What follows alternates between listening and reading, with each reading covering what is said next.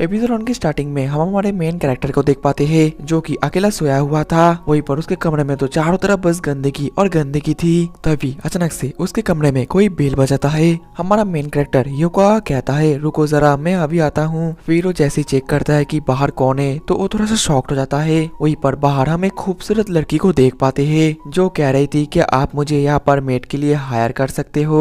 अब अगले दिन में योको उस मेड को अपने साथ अपने कमरे में लेकर आता है और कहता है मुझे माफ कर देना, मेरी मम्मी पापा अभी घर पर नहीं है इसलिए घर पूरी तरीके से गंदा है, तो मैं यहीं पर ही रुको, मैं तुम्हारे लिए जूस लेकर आता हूँ। वो मेड कहने लगती है तुम्हें ज्यादा प्रॉब्लम उठाने की जरूरत नहीं है। वहीं पर योको को उस मेड के ऊपर संदेह होता है और अपने मन में कह रहा था मुझे उसको ऐसे घर के अंदर नहीं आने देना चाहिए था। क्या वो सच में मेड के जॉब के लिए अप्लाई करने के लिए आई है या फिर वो कोई इलीगल काम करती है, मुझे जल्दी से इसको बाहर भेजना पड़ेगा। फिर वो डायरेक्टली उससे पूछता है तुम कह रही थी कि तुम मेड का काम करती हो, तो फिर इससे पहले भी तुमने किसी के घर पर मेड का काम किया है ना? तो आखिरकार तुम किस किस चीज में बेहतर हो? वो मेड कहती है मैं एसोसिएशन में काफी ज्यादा माहिर हूँ। जो लोग मेरे मास्टर को टारगेट करते हैं और मेरे मास्टर से डिसलॉयल होते हैं मैं ज्यादातर उन लोगों को एसेसिनेट करके मार देती हूँ। वहीं पर उसकी बात सुनकर योको को कुछ भी समझ में नहीं आ रहा था और कह रहा था तुम मजाक कर रही हो है ना? वो मेड कहती है मजाक, आखिरकार इसका मतलब क्या है? ये सुनकर तो योको काफी ज्यादा डरने लगता है और कहता है मुझे इसको गुस्सा दिए बिना जल्दी से भेजना पड़ेगा। फिर वो पूछता है आखिरकार तुमको यहाँ पर किसने रिकमेंडेड किया है? क्या वो बंदा हमारी फैमिली को जानता भी है? जिसमें वो मेड कहती है मेरी मास्टर का बीबी की कजिन का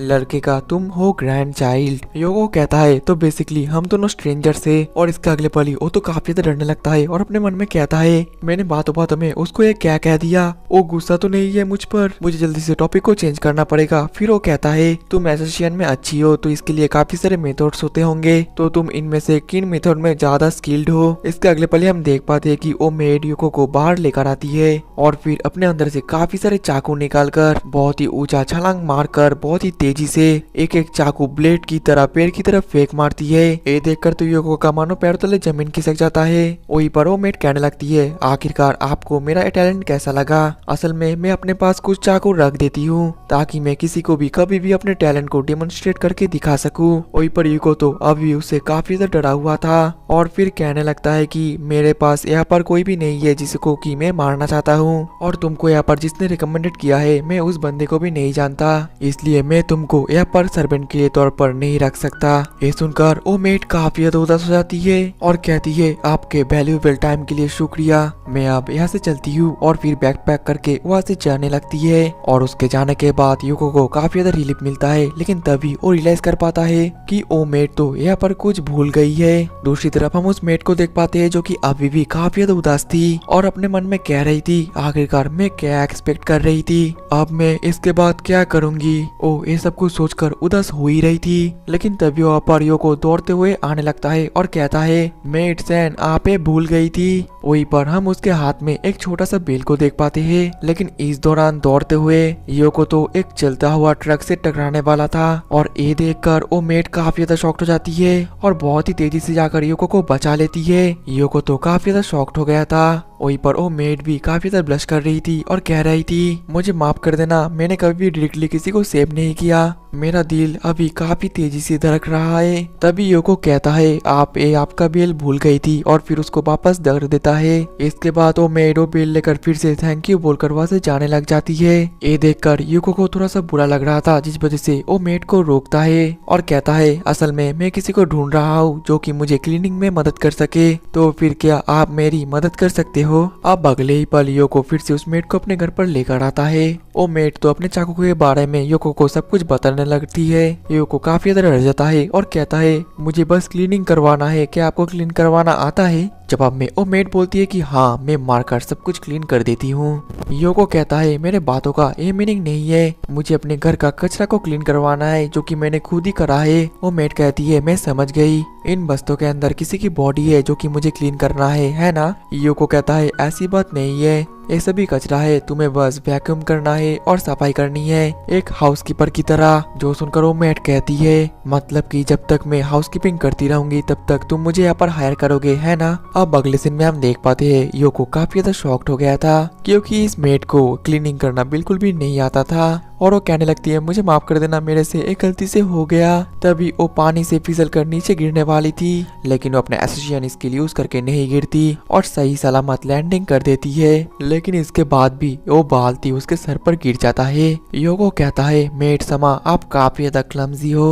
ये सुनकर मेट को फिर से काफी ज्यादा बुरा लगता है और वो कहती है मुझे माफ कर देना क्योंकि मैं बार बार गलतियां करी जा रही हूँ। योको तो उसके सर से बाल्टी को हटाता है और कहता है मुझे तुम्हें ऐसे काम में नहीं कहना चाहिए था जो कि तुम अच्छी नहीं हो। और फिर वो उस मेट के ऊपर टॉवल भी रख देता है मोचने के लिए और कहता है अब से तुम सब कुछ शुरू से सीखोगी, मैं भी तुम्हारी मदद करूंगा, तो फिर क्या तुम मेरी मदद करोगी। उसका ऐसा बर्ताव देखकर मेट काफी ज्यादा शॉक्ड हो गई थी और कह रही थी हाँ जरूर। अब अगले सीन में वो दोनों मिलकर लिविंग रूम को पूरी तरीके से साफ कर दिए थे। योको काफी ज्यादा खुश होता है और वो मेट को थैंक यू बोलता है, जो सुनकर मेट थोड़ा सा शॉक्ड होता है और उसको काफी ज्यादा अच्छा भी लगता है। तभी योको कहता है सफाई करते करते तो शाम भी हो चुका है, मुझे काफी जोरों से भूख लगी है। मेट सन क्या तुम्हें खाना बनाना आता है। मेट तो सुनकर फिर से उदास हो जाती है। योको कहता है कोई बात नहीं, तुम चिंता मत करो, मेरे पास आज एक बहुत ही अच्छा डिश है, तुम जल्दी से जाओ नहा कर आओ। जिसके बाद वो मेट बात ले रही थी और योको के बारे में सोच सोच कर ब्लश करी जा रही थी। वहीं पर हम योको के बारे में पता जाता है कि उसका पूरा नाम है हितेयोशी योकुआ और वो फर्स्ट ईयर का हाई स्कूल स्टूडेंट है। फिलहाल उसके पेरेंट्स घर पर नहीं है और वो समर वेकेशन अकेला घर पर एंजॉय कर रहा है।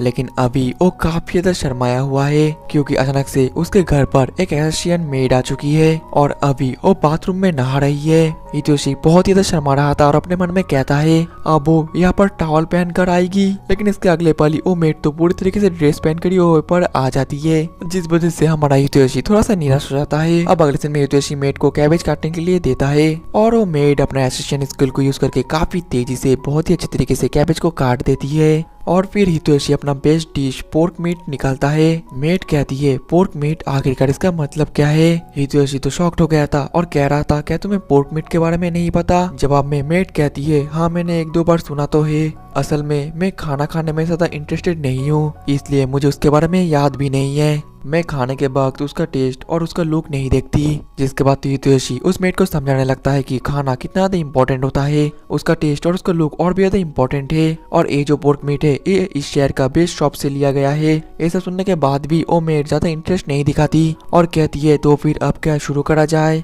जिसके बाद योको कहता है खाना सर्व हो चुका है मिस मेड, लेकिन रुको जरा, आखिरकार आपका असली नाम क्या है। मेड थोड़ा सा उदास होकर कहती है क्या नाम, मेरा कोई नाम नहीं है, मेरा मास्टर मुझे जो चाहे वही बुलाते हैं और आप भी मुझे जो चाहो वो बुला सकते हो। जवाब में योको बोलता है ठीक है, फिलहाल मैं तुम्हें बस मिस मेड ही बोलूंगा। इसके बाद वो दोनों खाना शुरू करते हैं और वो मेड जैसी उस पोर्क मीट तो खाती है। योको बहुत ही एक्साइटेड होकर पूछता है तो फिर आपको कैसा लगा। वो मेड अभी भी कुछ खास रिएक्शन न देकर कहती है बिल्कुल सेम, इसका टेस्ट अच्छा है या बुरा मुझे बिल्कुल भी समझ में नहीं आ रहा, लेकिन ये खाना मेरे पास्ट लाइफ के खाने से बहुत ज्यादा अलग है, ये काफी ज्यादा वार्म है, यहाँ तक कि नहाना यहाँ पर रहना ये भी काफी ज्यादा वार्म है। तभी हम मेड के कुछ पास्ट के सीन को देख पाते हैं। हमें पता चलता है कि बचपन से ही उसको कोई एसोसिएशन का काम करवा रहा है और ऐसा करते करते उसका हार्ट पूरी तरीके से कोल्ड हो चुका है। उसको ना ही खाने से फर्क पड़ता है और ना ही किसी के नाम से, लेकिन प्रेजेंट में वो कुछ और ही फील कर रही है। तभी योको कहता है मेड सैन आप खाली खाली मीट को क्यों खा रही है, इस सॉस को लेकर खाइए। जिसके बाद वो मेड जैसे उस सॉस के साथ मीट को खाने लगती है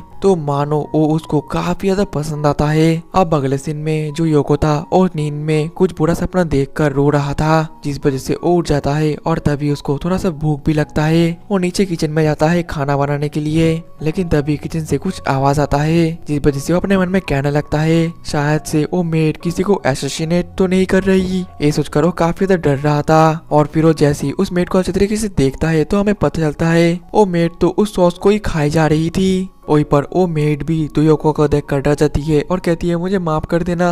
योको कहता है शांत हो जाओ, लगता है तुम्हें भी भूख लगी है, तो फिर चलो मैं कुछ खाना बना लेता हूँ। तभी वो मेड कहती है असल में जब भी मुझे लगता है कि मैं कल मारी भी जा सकती हूँ तो मुझे लगने लगा कि मरने से पहले क्यों ना मैं इस सॉस का टेस्ट और एक बार कर लूं। और इसके अगले पल ही योगा कुछ खाना बनाकर उस मेड के साथ बालकनी में बैठता है और दोनों फिर बहुत ही मजे से खाना भी खाते हैं। लेकिन खाना खत्म करने के बाद वो मेड पूछने लगती है योको समा आपने क्या कुछ डर अपना सपना देखा था। योको शॉक्ड होकर पूछता है आखिरकार तुम ऐसा क्यों पूछ रही हो। जवाब में वो मेड कहती है जब मैं सॉस खा रही थी तब मुझे आपके कमरे में से कुछ आवाज आई, जिस वजह से मैं आपके कमरे में चली गई। मुझे लगा था कि वहाँ पर कोई एसेसियन आया है। ये सुनकर योको कहता है तब तो मुझे तुमने देख लिया है ना? मेड हाँ कहती है, जो सुनकर योको काफी ज्यादा एम्बेरेस्ड फील करने लगता है और कहता है क्या मैंने कुछ कहा था सपने में? मेड कहती है हाँ, आपने बार बार माँ माँ बोलकर पुकार रहे थे और मैं भी एक सपना देख रही थी जिसमें एक बहुत ही बड़ा सॉस का बोतल मुझसे कह रहा था कि मैं काफी ज्यादा बड़ा हूँ, तुम मुझे खत्म नहीं कर पाओगी खाकर।